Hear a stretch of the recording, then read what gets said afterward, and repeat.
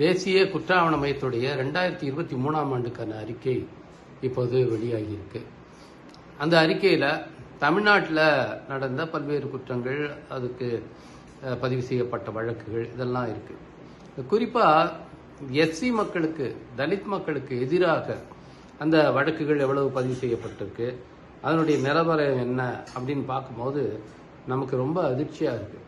அதாவது 2021-22 ஒப்பிடும்போது 2023 அந்த எண்ணிக்கை அதிகரிச்சிருக்கு.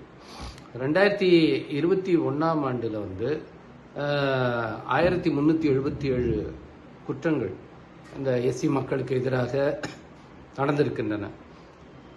அது 2022 400 குற்றங்கள் அதிகரித்து அது 1761 அது உயர்ந்திருக்கு. இப்போ 2023ஆம் ஆண்டு எடுத்து பார்த்தீங்கன்னா அந்த எண்ணிக்கை 1921 என்று இன்னும் அதிகரிச்சிருக்கு. பக்கத்தில் இருக்கிற ஆந்திரா, தெலுங்கானா, கர்நாடகா இந்த மாநிலங்கள்லாம் 2022 நடந்த குற்றங்களை விட 2023 அந்த குற்றங்களுடைய எண்ணிக்கை குறைஞ்சிருக்கு. ஆனால் தமிழ்நாட்டில் அது அதிகரிச்சிருக்குங்கிறத பார்க்குறோம். அதில் குறிப்பாக இந்த கொடுங்குற்றங்கள்னு சொல்லுவாங்க. 74 பேர் 2023 74 தலித்துகள் படுகொலை செய்யப்பட்டிருக்காங்க. அதில் அது மட்டும் இல்லை, 135 தலித் பெண்கள் பாலியல் வல்லுறவுக்கு, அதாவது கற்பழிப்புன்னு சொல்லுவாங்கல்ல, அதுக்கு ஆளாக்கப்பட்டிருக்காங்க. அதில் இன்னும் பெரிய அதிர்ச்சி தர விஷயம் என்னன்னா, 18 வயசுக்கு குறைஞ்ச சிறுமிகள் அவங்க 100 பேர் கற்பழிக்கப்பட்டிருக்கிறார்கள், தலித் பெண்கள். இது மாதிரி பெண்களுக்கு எதிரான, அதாவது 18 வயதுக்கு குறைந்த தலித் பெண்களுக்கு எதிரான வன்கொடுமைகள், பாலியல் வல்லுறவு சம்பவங்கள் இந்தியாவிலேயே 6 மாநிலங்களில் மட்டும்தான் அதிகமாக நடக்குது. அதாவது கர்நாடகா, கேரளா, மத்திய பிரதேசம், மகாராஷ்டிரா, உத்தரப்பிரதேசம், அதோட பட்டியலில் தமிழ்நாடு இருக்கு.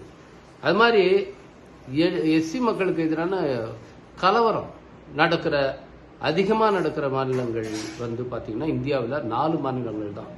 அதில் தமிழ்நாடு இருக்கு.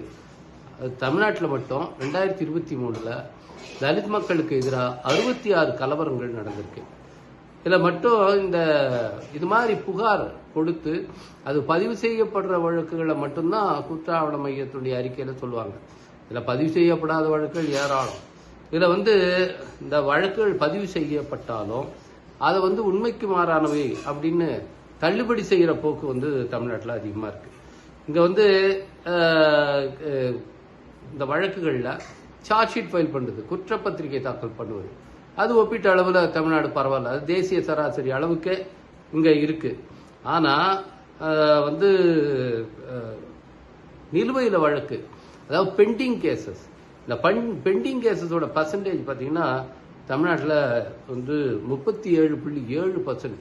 ஆனால் நேஷனல் ஆவரேஜ் 23.2% தான். அதாவது நேஷனல் ஆவரேஜை விட மிக மிக அதிகமாக இங்கே தலித் மக்களுக்கு எதிரான வழக்கு அந்த கொடுக்கப்படுகிற அந்த புகார்களின் அடிப்படையில் அந்த வழக்குகள் பைசல் செய்யப்படுவது, விசாரித்து தண்டனை வழங்கப்படுவது, அதுக்கு நீதி வழங்கப்படுவது என்பது மிக மிக குறைவாக, மெதுவாக இங்கே இருக்கு. இதில் இது எப்படி, இதுக்கு காரணம் என்னன்னா ப்ராசிக்யூஷன், அதாவது அரசு தரப்பு, அவர்கள் இந்த வழக்கை விரைந்து நடத்துவதற்கு ஆர்வம் காட்டுவதில்லை. இதுக்காக தான் இந்த சட்டத்தில், வன்கொடுமை தடுப்பு சட்டத்தில் சிறப்பு நீதிமன்றங்களை உருவாக்கணும்னு சொல்லியிருக்காங்க. அப்படி சில சிறப்பு நீதிமன்றங்கள் தமிழ்நாட்டில் உருவாக்கப்பட்டிருக்கு. அப்படி சிறப்பு நீதிமன்றங்கள் உருவாக்கப்பட்டும் கூட இங்கே இருக்கிற வழக்குகளுடைய எண்ணிக்கை பார்த்தீங்கன்னா ரொம்ப அதிகமாக இருக்கு. ஏற்கனவே இருந்த வழக்கு, அதாவது 2023க்கு முன்னர் இருந்த வழக்குகள், இந்த SC/ST அட்ராசிட்டிஸ் ஆக்ட் கீழே இருக்கிற வழக்கு 6410. 2023ஆம் ஆண்டில் 1502 வழக்குகள் புதுசாக நீதிமன்றங்களுக்கு அனுப்பப்படுது. அதாவது இதில் பார்த்தீங்கன்னா மொத்தமாக இந்த SC/ST வழக்குகள், நீதிமன்றத்தில் தேங்கி இருக்கிற வழக்குகள் மட்டும் 7912 வழக்கு இருக்கு. இதில் இந்த நீதிமன்றங்கள் அது எல்லாத்துக்கும் விசாரிச்சு தண்டனை கொடுக்குறாங்களான்னா அந்த தண்டனை விகிதம் ரொம்ப குறைவா இருக்கு தமிழ்நாட்டில். இதில் 21 வழக்குகளை விசாரணை இல்லாமலேயே நீதிமன்றங்கள் தள்ளுபடி செஞ்சிருக்காங்க. 2023ஆம் ஆண்டில் மட்டும் 115 வழக்குகளில் மட்டும்தான் தண்டனை வழங்கப்பட்டிருக்கு. 830 வழக்குகளில் வந்து குற்றவாளிகள் விடுதலை செய்யப்பட்டிருக்காங்க. இது மட்டும் இல்லை, இந்த தண்டனை விகிதம் மிக குறைவா இருக்குன்னு சொன்ன பாருங்க. இது வந்து ஒட்டுமொத்தமா இந்த வழக்குகளில் பதிவு செய்யப்படுற வழக்குகளில் 12.2% தான் கன்விக்ஷன் தண்டனை வந்து வழங்கப்படுது.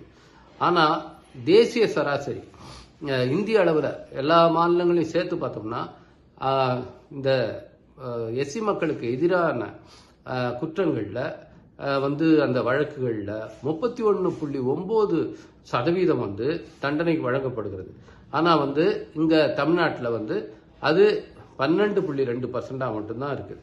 இதில் நம்ம வந்து பீகார், உத்தரப்பிரதேசம்லாம் ரொம்ப மோசம், அங்கே தலித் மக்களுடைய நிலைமை ரொம்ப ரொம்ப மோசம் அப்படின்னு நம்ம பொதுவாக சொல்லுவோம். அங்கே நடக்கிற குற்றங்களுடைய தன்மையும் அப்படிதான் இருக்கும். ஆனால் அந்த உத்தரப்பிரதேசத்தில் பார்த்தீங்கன்னா இந்த வழக்குகளில் தலித் மக்கள் கொடுக்க அந்த பாதிக்கப்படுகிற அந்த வழக்குகளில் 65.6% தண்டனை வழங்கப்படுகிறது.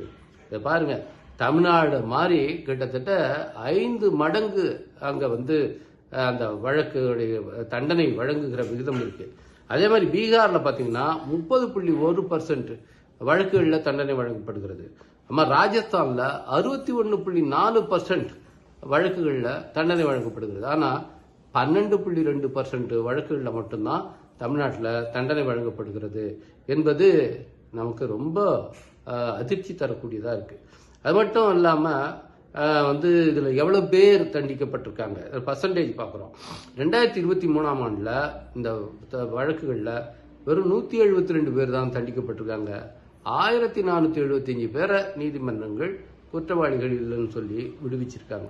அதுக்கு அந்த காரணம் போய் பார்த்தீங்கன்னா, போதுமான அளவில் ப்ராசிக்யூஷன் தரப்பு, அரசு தரப்பு சரியான ஆதாரங்களை வந்து சாட்சியங்களை கொடுத்து சரியாக வாதாடி தண்டனை பெற்று கொடுப்பதில் அக்கறை செலுத்தாததான் அதுக்கூட முக்கியமான காரணம்.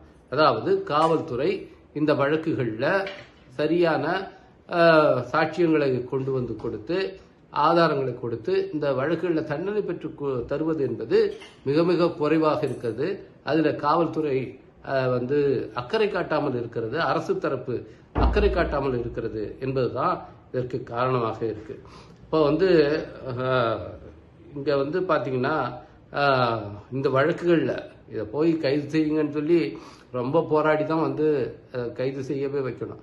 ஆனா அதுக்கப்புறம் கைது செய்யப்பட்டா உடனடியாக அவங்களுக்கு ஜாமீன் கொடுத்துருவாங்க.